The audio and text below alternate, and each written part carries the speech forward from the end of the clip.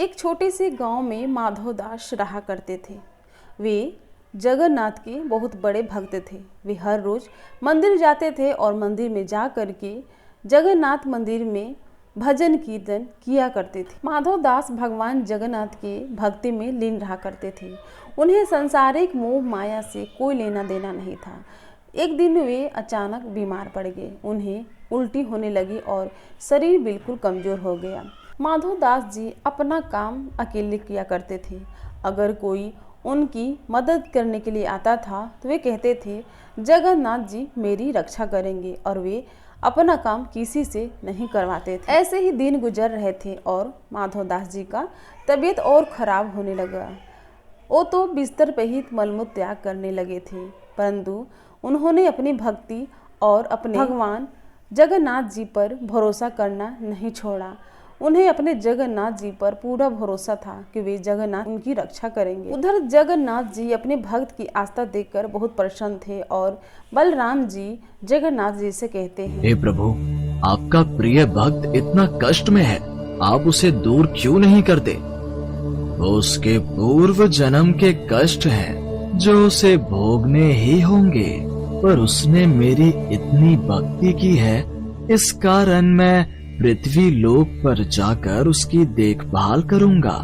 तब क्या था, भगवान जगन्नाथ जी धरती लोक पर माधव के घर जाते हैं। माधव के घर जा करके माधव की सेवा करने लगते हैं। माधव के गंदे गंदे वस्त्र अपने हाथों से धोने लगते हैं। माधव को प्रतिदिन उसके बिस्तर से उठा करके और उसे स्नान करवाने लगते हैं। माधव की इतनी अच्छी तरह से सेवा करते हैं कि माधव को बहुत जल्दी होश आ जाता है। माधव अपनी आंखें खोलता है और देखता है और वे पहचान जाता है, ये तो मेरे प्रभु ही हैं। देखो माधव, मुझसे भक्तों का कष्ट सहा नहीं जाता, इसी कारण मैं तुम्हारी सेवा करने के लिए स्वयं आया हूँ। और जो पूर्व जन्म के कष्ट तुम्हारे भाग्य में लिखे हुए हैं, वो तो तुम्हें भोगने ही पड़ेंगे। अगर उस कष्ट को इस जन्म में नहीं भोगोगे तो तुम्हें फिर से एक और जन्म लेकर कष्ट भोगना पड़ेगा।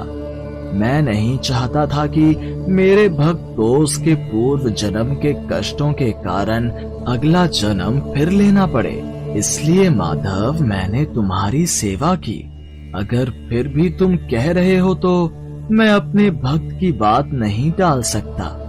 अब भी तुम्हारा ये रोग 15 दिन का और शेष है, इसलिए वो 15 दिन का रोग वो मैं ले लेता हूँ। 15 दिन का रोग भगवान जगन्नाथ ने माधव दास से ले लिया और तभी से 15 दिनों के लिए भगवान जगन्नाथ बीमार रहते हैं और यह वर्षों से चलता आ रहा है। ज्येष्ठ पूर्णिमा के दिन भगवान जगन्नाथ को ठंडे जल से स्नान करवाया जाता है और स्नान के बाद भगवान जी को बुखार आ जाता है। 15 दिनों के लिए भगवान जगन्नाथ जी को एकांत स्थान पर रखा जाता है, जहां केवल उनके वेधा और निजी सेवक ही उनका दर्शन कर सकते हैं। बुखार के बाद भगवान जगन्नाथ जी को फलों के रस, फल, औषधि और दलिए भोग में दिए जाते हैं और भगवान को रोग से मुक्त होने के लिए उन्हें काढ़ा भी भोग में लगाया जाता है।